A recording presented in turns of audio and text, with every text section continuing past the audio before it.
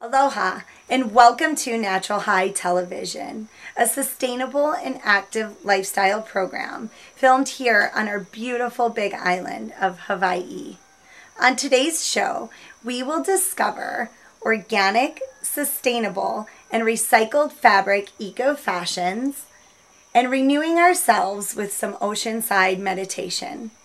But first, let's explore an organic Kona coffee and green tea farm to help begin understanding why organic and sustainable farming is so important. Organic is a lot more work for a lot less money, or not less money, but for about the same amount of money, really.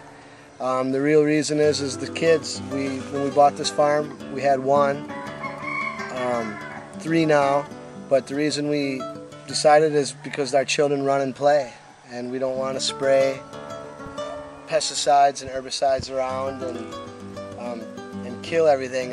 We're trying to raise children, raise a family, nourish for healthy and sustainability. So this is a coffee tree. Most people that come and visit our farm never even seen a coffee tree, don't have any clue on how coffee grows. So this is about it.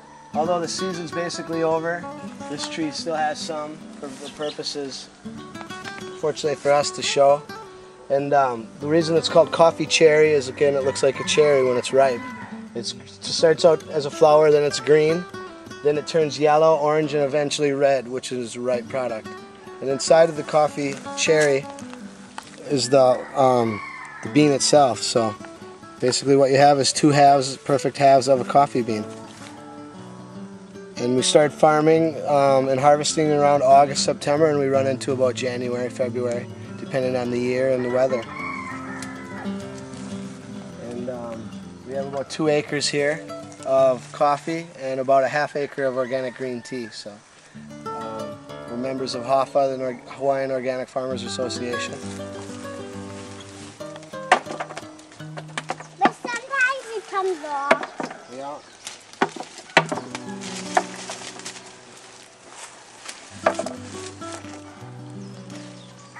We picked this one's right out here where we can see it.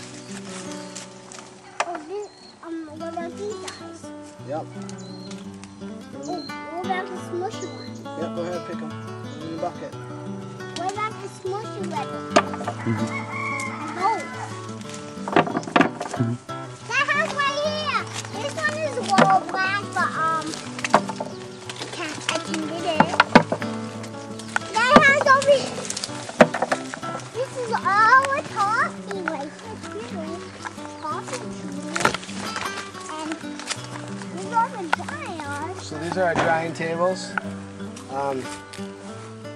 Essentially, once the pulp is pulped off of here, and you have these 2 beans, they're soaked for 24 to 30 hours to let the mucous membrane, there's a real slippery membrane on the outside here, that starts to break down and actually ferment. And the water will actually bubble and get up to almost 90 degrees overnight.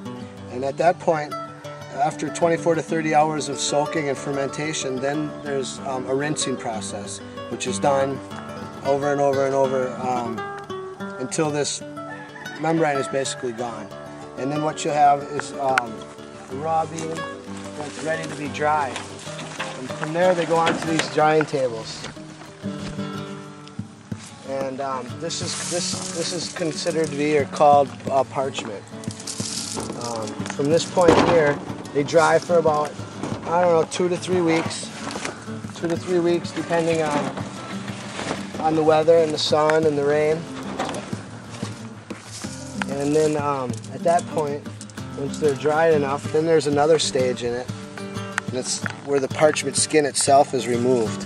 And there's a big machine that does that at the mill. It's too labor intensive to even try to do by hand. And inside of that is what you have is the green bean. And that's a ready to be roasted bean. So there's about five steps to the process. So it's not an easy thing to do. It's very time consuming. And coffee is extremely labor intensive. So hence the price of Kona coffee. The finest coffee in the world, though. And each one of these tables will hold about 100 pounds. So during the season when we get rolling, these tables are constantly rotated out every 8 days. So this is one of our small green tea fields. This is about 1.5 years old, so this tea right here is just coming into production. And what most people don't know is how much work goes into tea and what little you get. So the way the tea basically is, for people who hear white tea, green tea, black tea, all these things, is green tea is basically, all tea is green tea. So it's the top basic 2 to 3 shoots, leaves, young tender leaves off of every plant, which is why it takes a lot of acreage to do it on any kind of a commercial level. As anybody who's seen pictures from China and Taiwan and the other places, India, where tea is raised.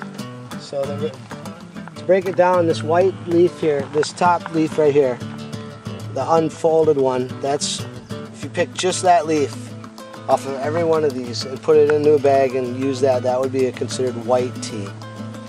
And then everything below that, the second and the third, and occasionally the fourth maybe, depending on the shoot, would be considered green tea. And the black tea is basically green tea that's been fermented and it turns black, where the green tea is immediately rolled and dried to restore its green. Wow. Thanks, Brian, for that informative segment on the steps involved in growing, harvesting, and processing organic Kona coffee and green tea.